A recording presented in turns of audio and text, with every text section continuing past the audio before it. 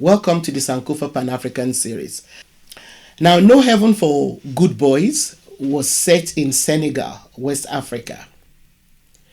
It tells the story of a young boy, Ibraheema, who is a Talib, who is trying to survive in Dakar, Senegal, after he was sent there to live with a Marabu. You know, what you've done, was you painted this picture of this boy from like any regular family with parents, siblings who loved him, but Yeah. then show how because of some warped sense of religion, this boy is gonna be oh, it's it's amazing, and I do know from working with women and young children in Nigeria that most of these practices, of course, harmful practices are because people believe they usually ascribe them to religion or tradition. Yeah. Practices like female genital mutilation, and of course this one of sending children off to go and live with a marabout or Yeah. other religious leaders. They believe it's building. Apart from the fact that they actually believe that Islam compels them to do it, they also believe it builds characters, and it's insane.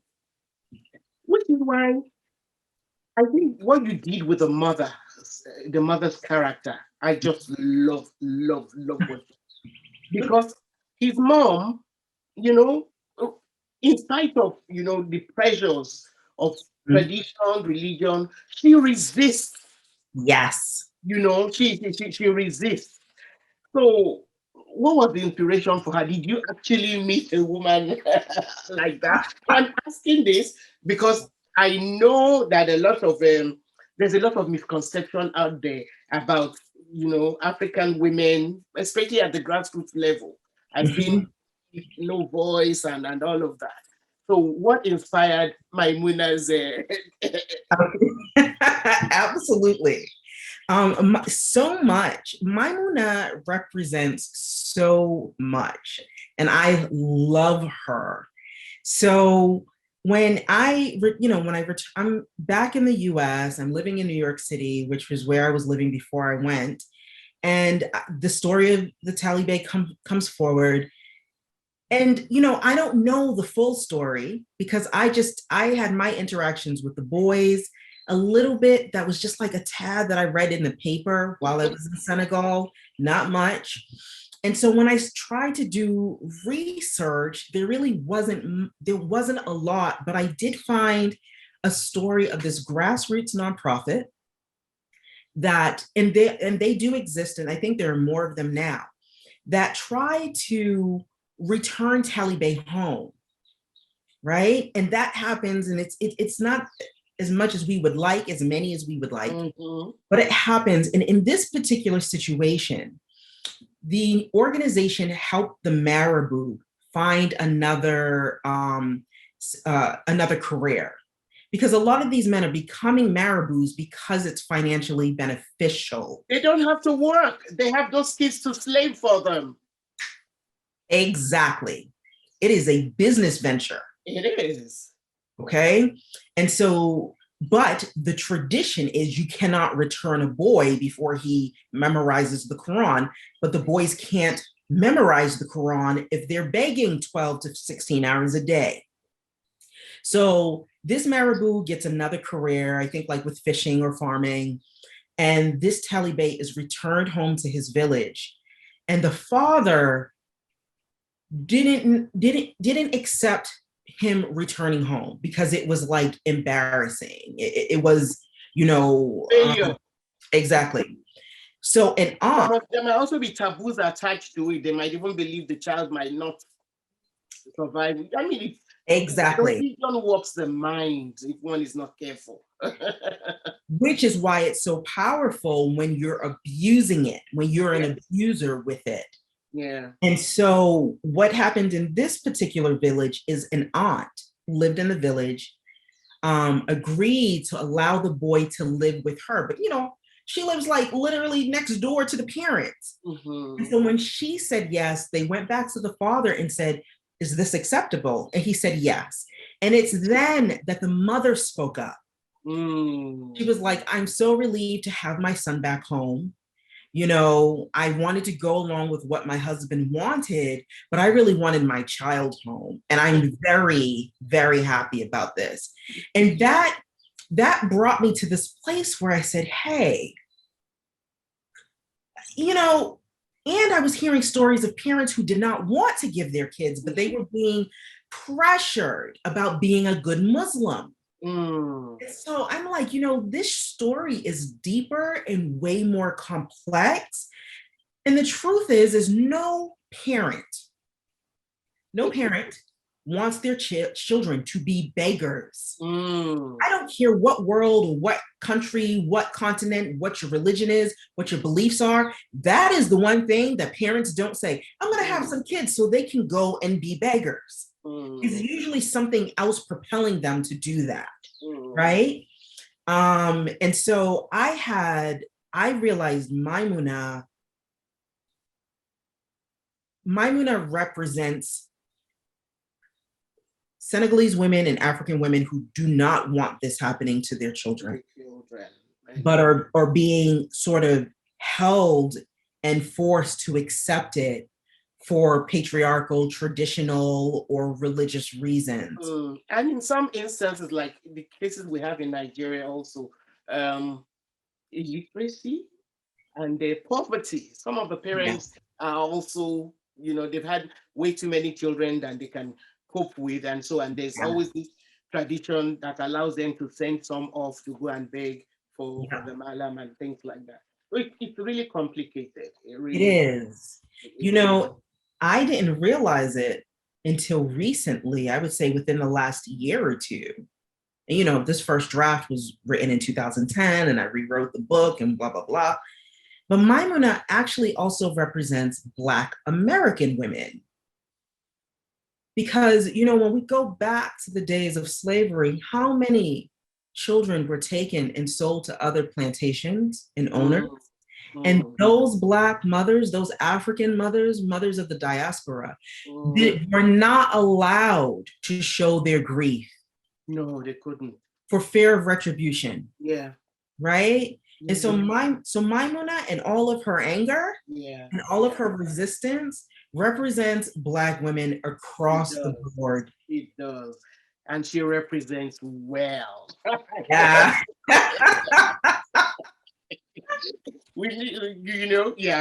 I love Maimuna. And then the title. I mean, there's very little I don't like about this book. Your title, yes, No Heaven for Good Boys. That's a title that sticks in your head and will never leave. Yep. And that title, I wrote the book and then titled it. So I didn't have the title first. And when I found it, I knew it was the title because the truth is we are told to be good people. Every day, be a good person, do the right thing, turn the other cheek, right? And yet, even as we do that, we suffer in this world. And these children didn't do anything. These Taliban, these vulnerable children. Their sin was just being born. That's all. Exactly. And yet we're constantly told, and so the title is a play on that. Right? That even being a good boy, you can live in heaven or hell here on this earth. And we're always told to push it off. Well, if you just suffer in this life, heaven will be there for you, right? And I think that there is a way to resist and decide that we can do better for ourselves and each other in this life, in this existence. Right? So this title is like a call to stand up, a call for like activism almost, It works. It works. And my last question is, you keep your sanity writing this book. It's impossible to read it without shedding a tear or two. How hard was it for you to write about such a heart-rending That Yes. topic. Yes. It was so the first draft I wrote in 2010, I found a professor a year later, a writing professor and author, who told me the book was great, but I needed to rewrite it. And because the first draft, at the end of every chapter, the Taliban, the characters were eating. They were eating and they were Hmm. happy. And my writing professor said, "Is this the reality for the boys in Dakar, in Senegal?" And I said, "No, it's But not." your way of toning me down so you could so you could Yes, leave what was in your head, what you had yes, said. which is to save them. I I wrote at the know, first draft I was this. know. I just wanted to save them. So the second draft, I'll be honest, it forced me to have to grapple with my own experiences with child abuse. Oh. I had to dig deep to write some of these scenes. And when you cry or you feel your heart ache in the book, I was sobbing when I wrote it, or crying when I rewrote it. And there's this one scene in the book that even when I reread it myself, I cry. And it's the scene when Maimuna, when she's a girl, uh, realizes that she's not going to school. Mm. Because education is such a slippery slope for children across the world, No. especially when you come from poverty, you know, and parents taking their kids out of school, not sending them or taking them out to work. I had a good friend in Senegal who only went to the 6th or 7th grade before she had to quit school to get a job as a seamstress to help her family. And she was still a seamstress, when I met her, and she was really great at her job. But this, you know, both boys and girls across the world, education is it's a privilege, even though It's a right, actually. but it's a right.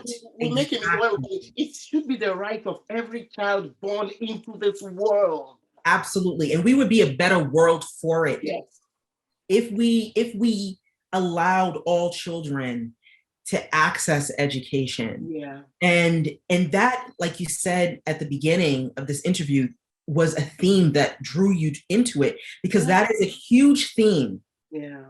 Yeah. in showing, like, at one point, Ibraheema interacts with a young girl who is inside. When we think about bars, we think if you're inside, you're trapped. Yeah. But inside those bars on a school ground, she has this privilege, this right, and he's on the outside of that. And it really breaks my heart, because I fought as a kid and as a young adult. I have fought for my education, but everyone is not that lucky. Yes. Not everyone is that lucky. Mm-hmm. Thank you very much, Keisha. Thank you so much for having me. Oh, I can't wait to read the next thing that's coming off your pen. Thank you. Thank you so I'm much. very sure we're going to be reading more from you in the near future. Absolutely. Thank you for being a part of the Sankofa Pan African series. Thank you so much, Bami. I'm so appreciative and grateful and humbled. I'm quite sure that you enjoyed this episode with Keisha Bush. Please buy and read the novel if you've not yet done so. You will not regret it. It's an awesome book. Now, also, please feel free to share our videos with your contacts. And but I have some questions for you that I once again would like you to respond to on our community page. The first question is, did you know about talibs? Did you know who talibs were before today? Do you have similar practices in your country? What do you think we can do? Or as individuals, what do you think you can do, in your small way, to draw attention to the plight of children who are being exposed to this kind of hazardous lifestyle? Thank you very much, Keisha Bush, for being a part of the Sankofa Pan-African series. I'm very sure we'll be reading more from you in the near future. Bye.